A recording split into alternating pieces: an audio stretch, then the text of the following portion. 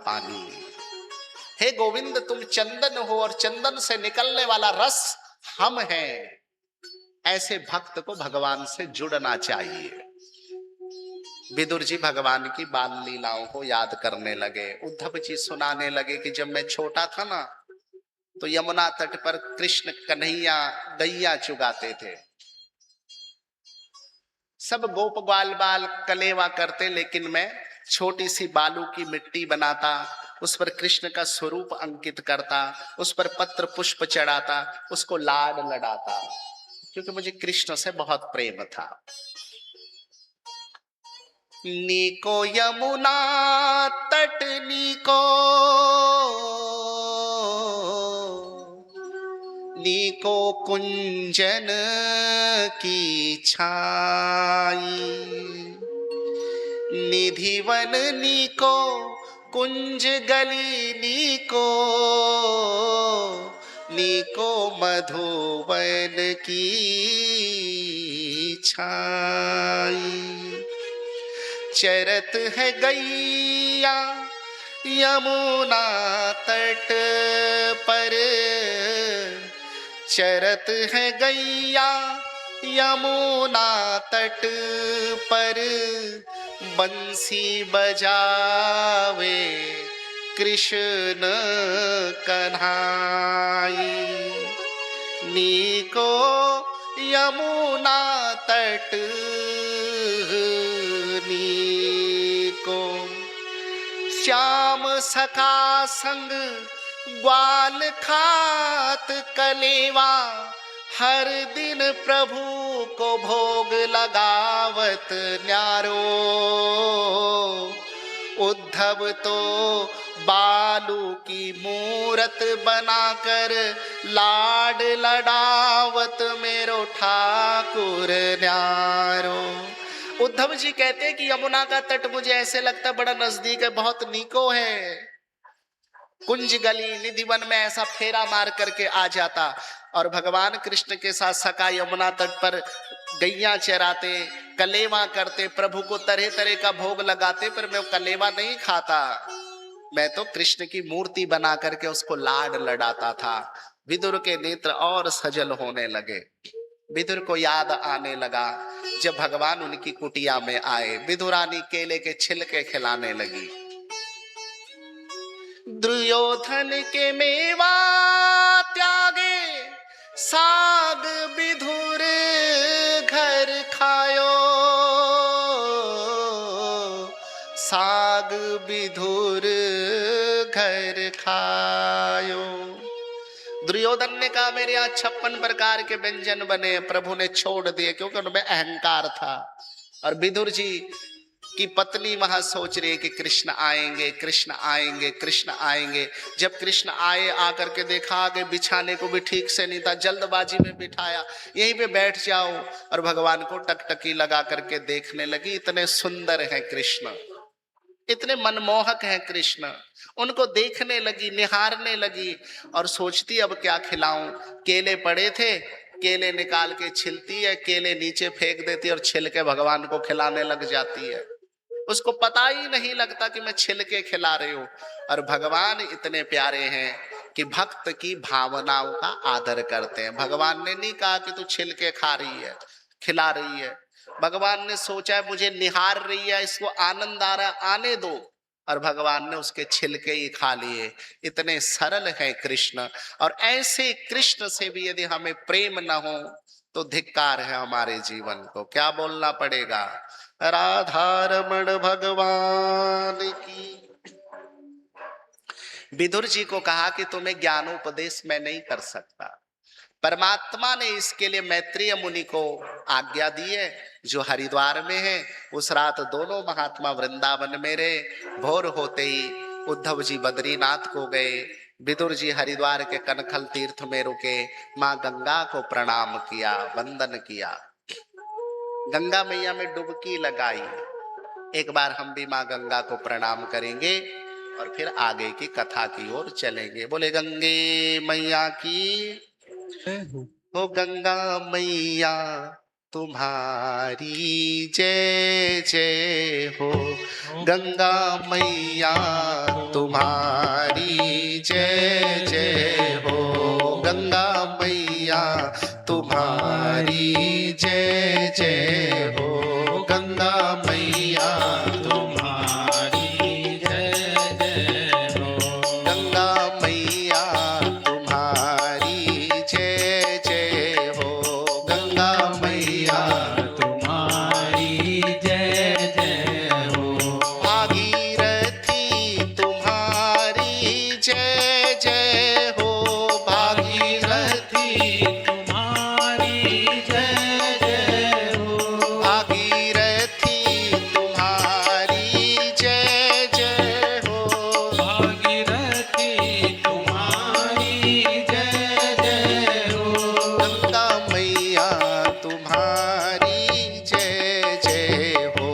गंगा मैया तुम्हारी जय जय हो। गंगा मैया तुम्हारी जय जय हो। गंगा मैया तुम्हारी जय जय हो। जटाटवी तुम्हारी जय जय हो। जटाटवी तुम्हारी जय जय हो। मंदाकिनी तुम्हारी जय जय हो। मंदाकिनी तुम्हारी जय जय हो। जाह्नवी तुम्हारी जय जय हो। जाह्नवी तुम्हारी जय जय हो। गंगा मैया तुम्हारी जय जय हो। गंगा मैया तुम्हारी जय जय हो। गंगा मैया तुम्हारी जय जय हो। गंगा मैया तुम्हारी जय जय हो। गंगा मैया तुम्हारी जय जय हो। एक बार बोलिए गंगा मैया की।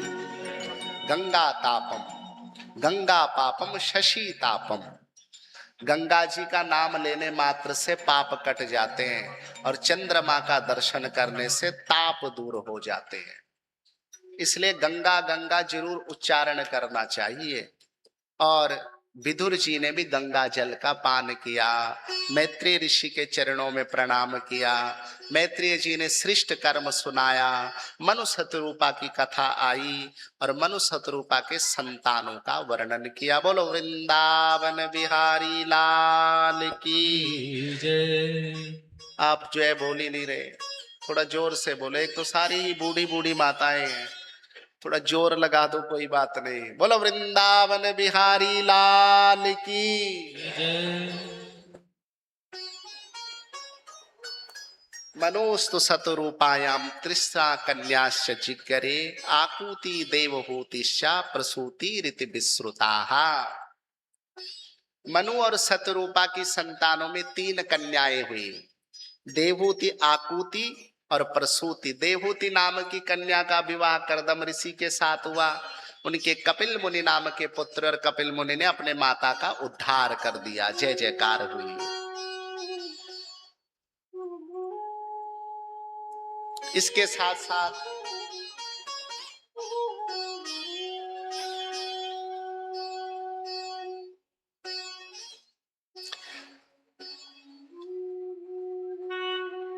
आकुति नाम की जो कन्या थी, उसका विवाह प्रजापति के साथ पुत्रिका धर्म के अनुसार उनके माता पिता ने किया। और प्रसूति नाम की कन्या का विवाह दक्ष प्रजापति के साथ कर दिया। प्रसूति की 16 संतानें हुई। उनमें सती नाम की एक कन्या है जिसका विवाह भगवान शिव के साथ किया। सुखदेव स्वामी कहते हैं कि एक बार दक्ष प्रजापति ने बहुत बड़ा यज्ञ किया और उस यज्ञ में भगवान शंकर, ब्रह्मा जी बैठे हुए थे। सुखदेव स्वामी कहते हैं, हे परीक्षित, तभी दक्ष एक बड़े से रथ पे सवार होकर के आया, और बड़े रथ पर सवार होकर के जब आया तो सब लोग खड़े हो गए, लेकिन शंकर और ब्रह्मा जी खड़े नहीं हुए। ब्रह्मा जी ने तो सोचा दक्ष मेरा पुत्र है, लेकिन दक्ष सोचने लगा कि ब्रह्मा जी मेरे पिता हैं, कोई बात नहीं, लेकिन शिव तो मेरा दामाद है, खड़ा क्यों नहीं होया। उसने बैर पाल लिया और भगवान शिव का अपमान कर दिया। भगवान शिव को बहुत भरा बुरा कहा। शंकर भगवान के गणों को अच्छा नहीं लगा, उन्होंने भी दक्ष को श्राप देना शुरू कर दिया और शंकर भगवान कैलाश वापस आ गए। कुछ समय के बाद ब्रह्मा जी ने दक्ष प्रजापति को प्रजापतियों का स्वामी बना दिया, और अब उसने एक बहुत बड़ा यज्ञ किया, वाजपेयी नाम का यज्ञ किया, और उसमें उसने बैर भाव से सबको बुलाया, लेकिन शंकर भगवान को नहीं बुलाया। लेकिन किसी भी पूजा में यदि त्रिदेवों की पूजा न हो तो पूजा पूरी नहीं होती। यानी कि कोई भी पूजा करो, चाहे घर में छोटा सा हवन ही करो, तो भी हमारे 5 देवता हैं, सूर्य, गणपति, दुर्गा, शिव और विष्णु, ये 5 देवता, और त्रिदेवों में ब्रह्मा, विष्णु, महेश, इन तीनों की पूजा करनी ही पड़ती, इनके बगैर यज्ञ पूरा नहीं होता। सुखदेव स्वामी कहते हैं कि भगवान शंकर के हिस्से को नहीं रखा यज्ञ में, और फिर देवांगनाएं विमानों में बैठ करके राजा के यज्ञ में जाने लगी, आते वक्त प्रशंसा करने लगी। आखिर लोग तो खाना पीना ही पसंद करते हैं, तो देवांगनाएं भी कह रही कितना अच्छा भोजन बना था, कितनी सुंदर चीजें बनी थी, सब कुछ अच्छा बना था, यज्ञशाला कितनी सुंदर सजी हुई थी। लेकिन किसी ने ये नहीं बोला कि उसमें शंकर जी को नहीं बुलाया, उनका भाग नहीं रखा। और सती इन बातों को सुन रही थी, और जब बेटी के मायके की प्रशंसा हो तो बेटी को भी अच्छा लगता ही है। सोचने लगी, हाँ हाँ, मेरे पिताजी क्या इतना बड़ा यज्ञ और हमें बुलाया नहीं, हम जाए नहीं। सोचने लगी पिता के घर, सगे संबंधी के घर, मित्र के घर, भाई के घर, गुरु के घर, या तो बिन बुलाए भी जा सकते हैं। शंकर भगवान के पास गई, हे महाराज मुझे जाने दीजिए, आप भी चलिए। शंकर समाधिस्थ हैं, कुछ नहीं सुना, बार बार जाती है, बंधन करती है, ऊपर से डरती भी है कि कहीं अगर समाधि खुल गई शंकर की तो बड़ी परेशानी हो जाएगी।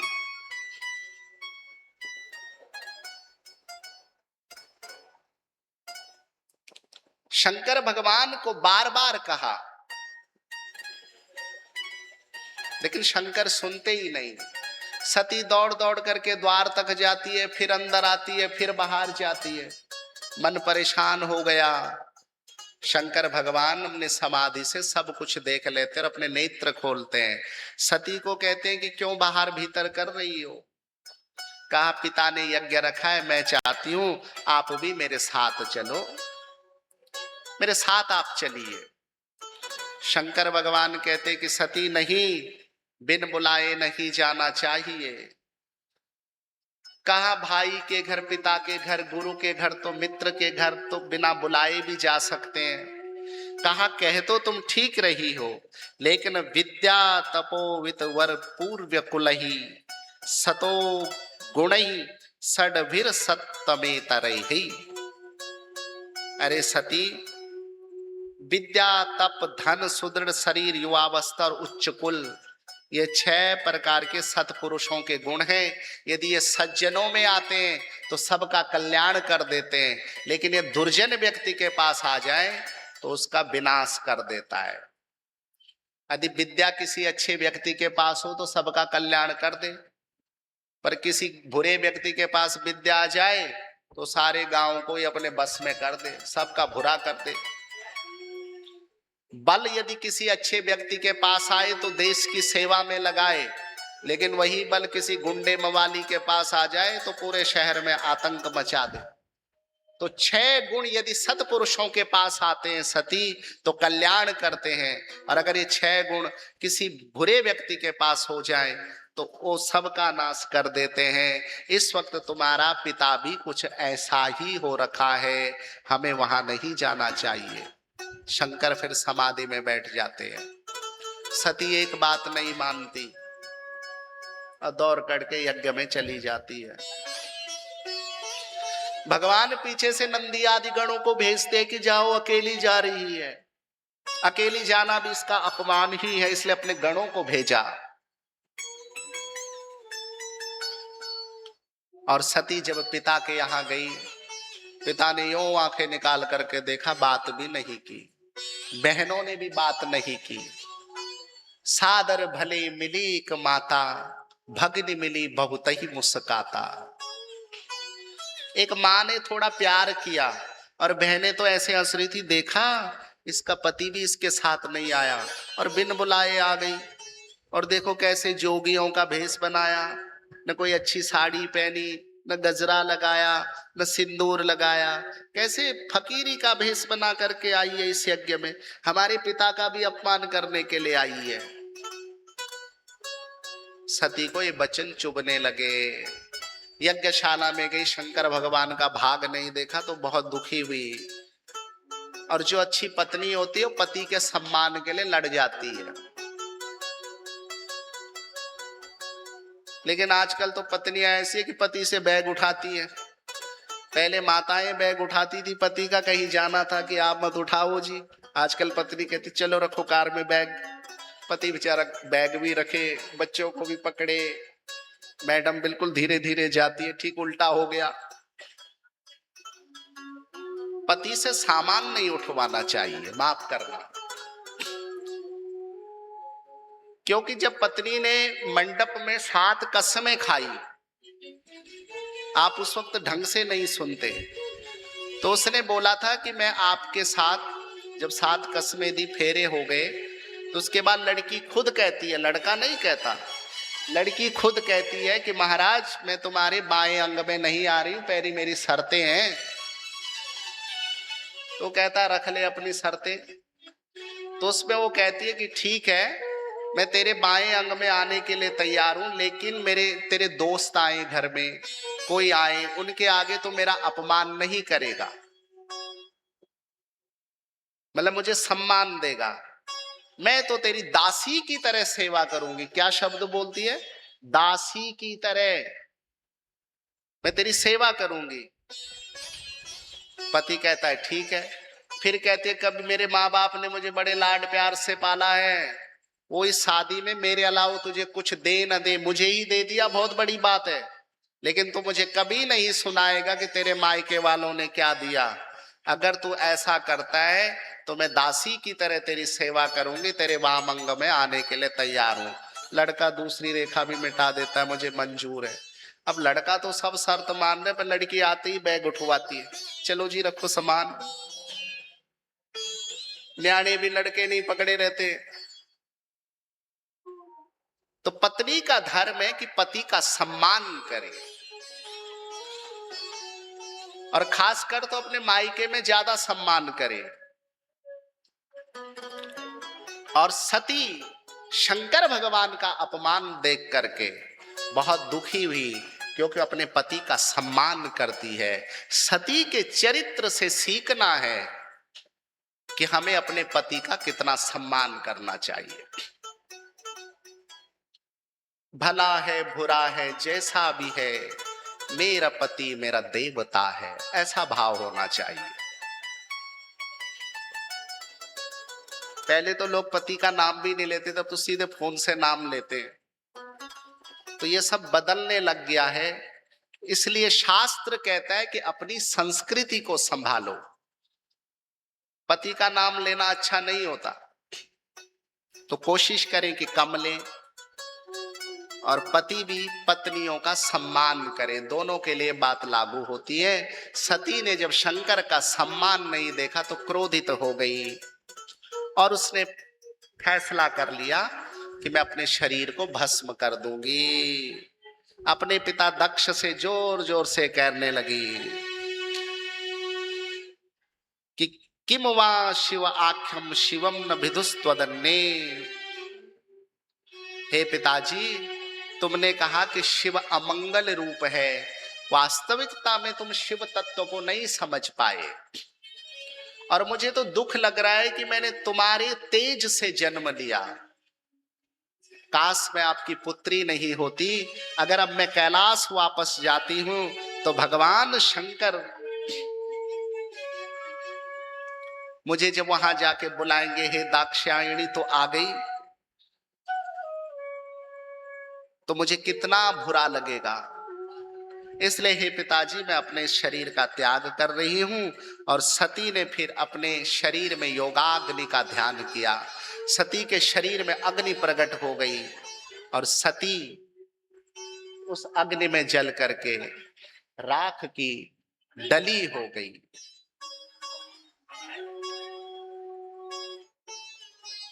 सती राख की डली हो गई। हाहाकार मच गया। भगवान के जितने भी पार्षद थे सब एक दूसरे पर टूट पड़े। और भगवान शंकर ने जब सुना कि सती का शरीर योगाग्नि में भस्म हो गया, भगवान ने अपने शीश से एक बाल उखाड़ा, धरती पर पटका और वीरभद्र नाम के गण को प्रकट किया। वीरभद्र ने जाकर के दक्ष का सिर अलग कर दिया खड्ग से, देवताओं के अंग प्रत्यंग तोड़ दिए, पूषा के दांत तोड़ दिए। यज्ञ में हाहाकार होने लगा।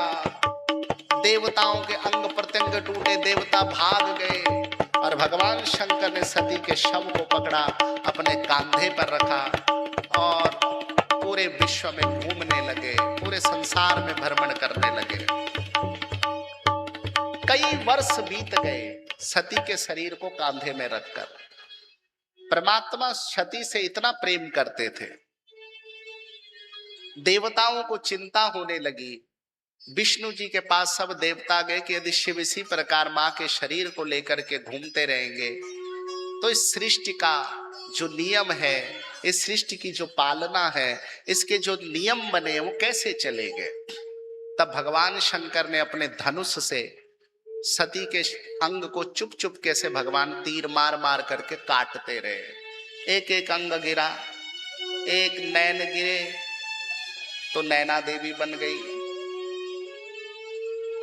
मां की योनि गिरी तो कामाख्या बन गई, जहां जीवा गिरी तो ज्वाला जी बन गई। ऐसे मां के जहां जहां अंग गिरे ऐसे 52 शक्तिपीठ बन गए। और फिर भगवान शंकर ने देखा कि सती का शरीर तो मेरे कांधे पे है ही नहीं, तो भगवान विष्णु ने उन्हें ज्ञानोपदेश दिया। फिर भगवान कैलाश वापस आए। उधर मां का दूसरा जन्म हिमालय राज के घर पार्वती के रूप में हुआ। और फिर मां ने बहुत तपस्या की और सप्त ऋषियों ने जाकर के भगवान शंकर से कहा कि आप पार्वती से विवाह करो, क्योंकि तारकासुर नाम के एक असुर ने आतंक मचा दिया और उसको वरदान दिया था कि शंकर के पुत्र के द्वारा ही उसका उद्धार होगा, उसकी मृत्यु होगी। और तब सप्त ऋषियों ने हिमालय राज के घर जाकर के संदेशा दिया कि तुम्हारे कन्या के लिए एक सुंदर वर हमने ढूंढा है। और भगवान शंकर के साथ पार्वती का मिलन हुआ। उसके बाद दोनों कभी जुदा नहीं हुए।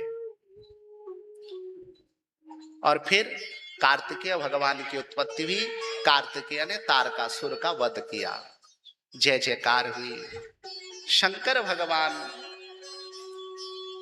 इधर इस लीला को करके हिमालय में थे। दक्ष का यज्ञ पूरा नहीं हुआ तो उसको लगा कि यज्ञ होना चाहिए।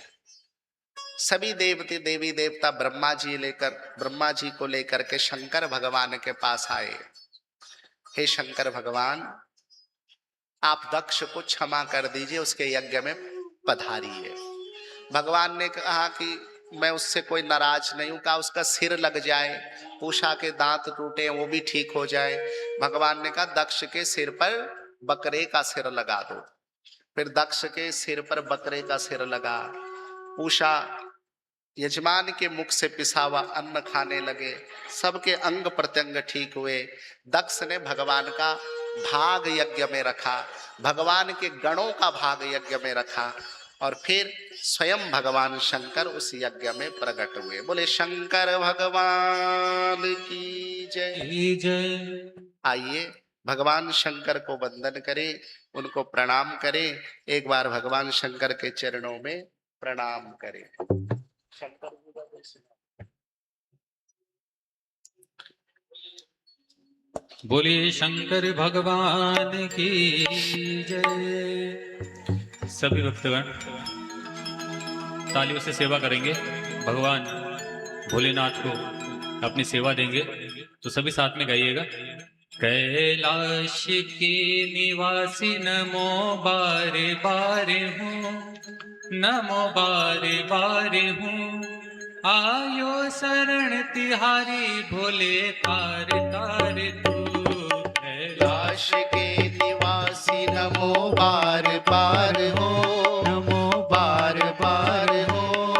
आयो शरण तिहारी भोले बार बार दो। कैलाश के निवासी नमो बारे बारे हूँ, नमो बारे बारे हूँ। आयो शरण तिहारी भोले तार तार तू। आयो शरण तिहारी भोले तार तार हो। जय हो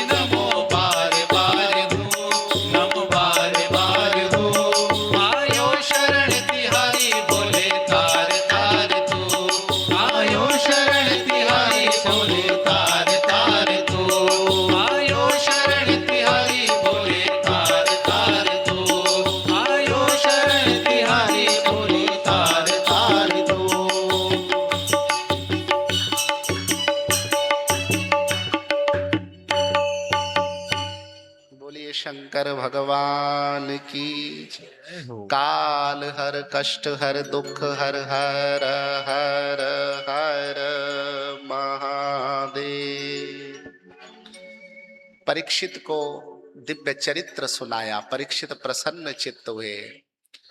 शंकर भगवान ने सबको आश्वस्त किया, दक्ष का यज्ञ पूरा हो गया। महादेव बड़े दयालु हैं। मेरे भाई बहन, भगवान एक हैं पर उनके रूप अनेक हैं।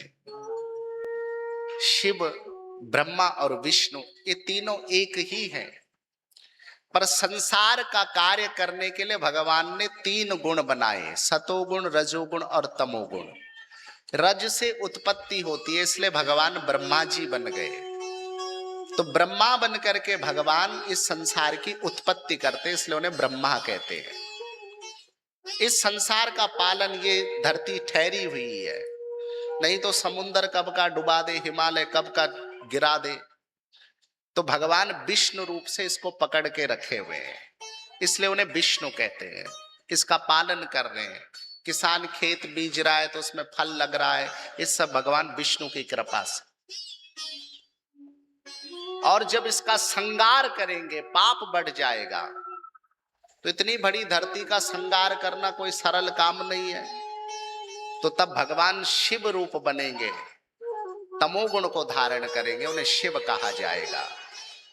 तो ये तीनों देवता वास्तविकता में ऐसे हैं जैसे एक रोटी है, उस रोटी के तीन टुकड़े कर दो, हर एक टुकड़ा अपने आप में रोटी ही कहलाएगा। इसमें कोई छोटा कोई बड़ा नहीं है। शंकर की पूजा कर ली तब भी समझ लो कृष्ण और राम की पूजा कर ली। कृष्ण की पूजा कर ली समझ लो शिव की पूजा कर ली, शिव प्रसन्न चित्त हो जाते हैं। तो कहा इन्होंने ऐसा रूप क्यों बनाया? कहा भक्तों की भावना के अनुसार भी रूप बनाया। किसी को शिव रूप पसंद है, किसी को कृष्ण रूप पसंद है, किसी को विष्णु रूप पसंद है, किसी को ब्रह्म रूप पसंद है, किसी को राम रूप पसंद है। जाकी रही भावना जैसी, प्रभु मूरत तिन देखी तैसी। जिसको जिस रूप में परमात्मा अच्छे लगते उसी रूप में आ जाते। कईयों को बाबा भूरी वाले महाराज जी के रूप में अच्छे लगते हैं तो भूरी वाले बन के आ जाते हैं। किसी को सदगुरु गंगानंद जी गौओं वाले महाराज के रूप में अच्छे लगते हैं, वो बन के आ जाते हैं। किसी को बाबा श्रवण दास जी के रूप में अच्छे लगते हैं, परमात्मा उस रूप में आ जाते हैं। किसी को काशी वाले महाराज जी के रूप में अच्छे लगते हैं, उस रूप में परमात्मा आ जाते हैं। पर बस हमारी श्रद्धा, हमारी प्रेम, हमारी अखियां उसको पहचानने की ताकत रखती हो। जिसने पहचान लिया उसने पा लिया, और जो पहचान नहीं पाया उसने खो लिया। दक्ष ने जब तक शिव को पहचाना नहीं, भेद कर दिया, ब्रह्मा का सम्मान किया, शंकर का अपमान किया, तो यज्ञ नष्ट हो गया, अपना शीश भी गंवाना पड़ा। लेकिन जब सद्बुद्धि आई, ब्रह्मा के ब्रह्म तत्व का, शिव के शिव तत्व का पता चला, समझ गया कि एको देवः सर्वभूतेषु गूढ़ः सर्वव्यापी सर्वभूतांतरात्मा कर्माध्यक्षा सर्वभूतादिवासा साक्षी चेता केवलो निर्गुणश्चा। दक्ष समझ गया कि एक ही परमात्मा सब जीवों में विराजमान है। जब तक हमारे अंदर परमात्मा है तब तक हमारा हृदय भी धड़क रहा है, हमारी उंगलियां चल रही हैं, नेत्र देख रहे हैं। और जिस दिन ये परमात्मा अंदर से निकल जाएगा, ये धड़ यही पड़ा रह जाएगा, इस पर दुर्गंध आने लग जाएगी। इसलिए हमारे अंदर भी परमात्मा है। मोह को कहां ढूंढे रे बंदे, मैं तो तेरे पास में। तू मुझको कहां ढूंढता है, मैं तो तेरे पास में हूं, तेरे अंदर हूं। तू यूं ही तीर्थों में भटकता है, मंदिरों में दौड़ता है, मस्जिदों में दौड़ता है, गुरुद्वारों में दौड़ता है। लेकिन मूर्ख, जरा अंदर झांकी मार, मैं तो तेरे अंदर ही व्याप्त हूं। केवल जरूरत है घर्षण करने की। कैसे? जैसे माचिस की तिल्ली है ना, माचिस की तिल्ली, उसमें आग है लेकिन किसी को दिखती नहीं है, लेकिन जब उसको घर्षण करेंगे तो आग प्रकट होगी। एक दिन एक डॉक्टर ने कहा कि महाराज हम तो हार्ट के इतने ऑपरेशन करते हैं, हमें तो भगवान दिखता नहीं है। महात्मा कहते हैं कि जैसे आग में, तिल्ली में आग है लेकिन हम तिल्ली में आग दिखाई नहीं देती, लेकिन जब घर्षण करते हैं तो आग दिखती है। ऐसे डॉक्टर अपने हृदय का घर्षण कर भजन से, जब घर्षण करेगा तो श्याम सुंदर अंदर ही दिख जाएंगे। तो परमात्मा हमारे अंदर व्याप्त है। हे परीक्षित, उस परमात्मा को अंतर्मुखी दृष्टि से देखो और भगवान का भजन करो। जय जयकार हुई। सुखदेव स्वामी कहते हैं कि हे परीक्षित, प्रसूति के अलावा मनु और शत्रुपा के दो पुत्र हैं, उत्तानपाद और प्रियव्रत। उत्तानपाद के चरित्र को सुनाया, उसमें ध्रुव की कथा आई। राजा उत्तानपाद की दो पत्नियां सुनीति और सुरुचि, दो पुत्र हैं ध्रुव और उत्तम। राजा सुरुचि को ज्यादा प्रेम करता है। आज ध्रुव मां की गोद में गया, मां ने नीचे पटक दिया, ध्रुव रोने लगे और ध्रुव को कहा कि जाओ पहले तपस्या करो, भगवान को प्रकट करो, उनसे मांगो, मेरे गर्भ मांगो, यहां से जन्म लो, तब तुम्हें राजा की गोद मिलेगी। ध्रुव ने कैसे तपस्या की, ये हम कल की कथा में सुनेंगे। आज की कथा का विराम यहीं पर देंगे और आपसे निवेदन है, कल कृष्ण जन्म भी है, कल ध्रुव चरित्र आएगा, प्रहलाद चरित्र आएगा, राजा जड़ भरत की कथा आएगी, अजामिलो उपाख्यान में आपको सुनाऊंगा और फिर श्याम सुंदर भगवान प्रकट होएंगे। हम सब उत्सव भी करेंगे, इसलिए कल संख्या भी थोड़ा ज्यादा होनी चाहिए। सबको बोल देना कि कृष्ण जन्म है। एक दूसरा, डिसिप्लिन के साथ करें, फुवड़बाजी, ओ दौड़ना भागना ही हा हा, ऐसे नहीं। भगवान का जन्म परंपरा के साथ बड़े भाव से करेंगे। छोटी सी झांकी का भी आनंद लेंगे और माखन, सब अपने घर से माखन मिश्री लाएंगे, यहाँ पर परात रख दी जाएगी, शांति पूर्वक रखें। टॉफी आदि का प्रसाद होगा। इधर से कथा चलती, नीचे से पढ़ पढ़ पढ़ पढ़ थैले फाड़ते रहते, वैसे नहीं, दूर एक कोने में जाके उसकी अच्छी सी व्यवस्था करके चुपके से यहाँ रख दे ताकि कोई डिस्टर्ब ना हो। और सब लोग कल खूब मंगल गीत गाएंगे, भगवान का उत्सव मनाएंगे कि भगवान हमें ऐसे ही शक्ति दे, हर साल कथा करे और भक्ति बढ़ती चली जाए। हे ठाकुर जी, तेरी कथा सुनते सुनते ही हमारा जीवन बीते, ऐसे भगवान से मांगो।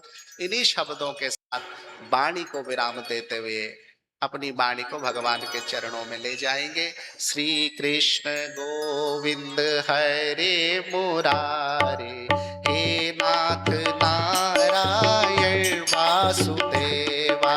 श्री कृष्ण गोविंद हरे मुरारी, हे नाथ नारायण वासुदेवा।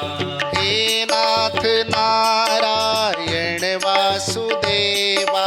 हे नाथ नारायण वासुदेवा। हे नाथ नारायण वासुदेवा। हे नाथ नारायण वासुदेवा। श्री कृष्ण गोविंद हे मुरारे, हे नाथ नारायण वासुदेवा। हे नाथ नारायण वासुदेवा। हे नाथ नारायण वासुदेवा। मैया यशोदा हरि को जगावे, मैया यशोदा हरि को जगावे। तो प्यारे मोहन अब आँख खोलो, तो प्यारे मोहन अब आँख खोलो। इत परती मैया मुख से उचारे, इत पर भी मैया मुख से उचारे। श्री कृष्ण गोविंद हरे मुरारे।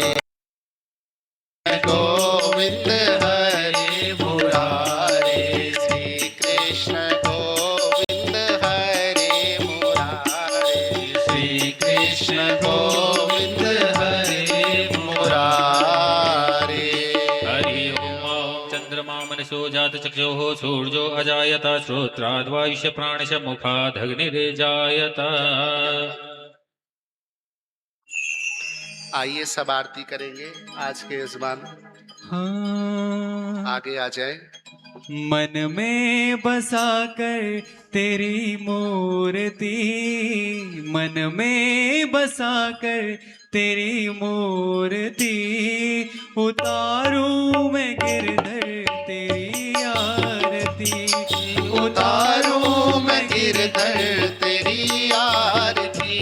हाँ, मन में बसा कर तेरी मूर्ति, मन में बसा कर तेरी मूर्ति, उतारूं मैं गिरधर तेरी आरती, उतारूं मैं गिरधर तेरी आरती। राधे कृष्णा राधे कृष्णा राधे कृष्णा बोल, राधे कृष्णा राधे कृष्णा राधे कृष्णा बोल। करुणा करो कष्ट हरो ज्ञान दो भगवन, भव में फंसी नाव मेरी तार दो भगवन, करुणा करो कष्ट हरो ज्ञान दो भगवन, भाव में फंसी नाव मेरी तार दो भगवन।